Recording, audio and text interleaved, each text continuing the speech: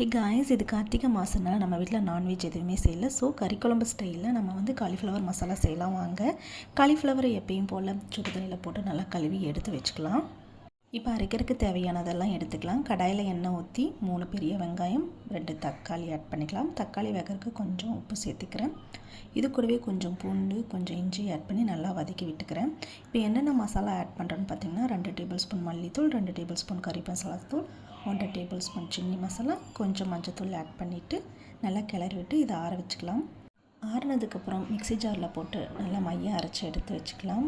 இப்போ கடாயில் எண்ணெய் ஊற்றி பட்டை, லவங்கம், பிரியாணி இலை போட்டு நம்ம கழுவி வச்சுருக்கிற காலிஃப்ளவரையும் ஆட் பண்ணிக்கலாம். காலிஃப்ளவர் வேகிறதுக்காக கொஞ்சம் உப்பு போட்டுக்கிறேன். இது கூடவே கொஞ்சம் சிக்கன் மசாலா போட்டுக்கிறேன். இப்போ கொஞ்சம் டேஸ்ட்டு நல்லாயிருக்கும். இப்போ அரைச்சி வச்சுருக்கிற மசாலாவை ஆட் பண்ணி நமக்கு தேவையான தண்ணியெல்லாம் ஆட் பண்ணிக்கலாம். 15 மினிட்ஸ் வேக வச்சோம்னா நமக்கு சுவையான குழம்பு ரெடி ஆகிருங்க.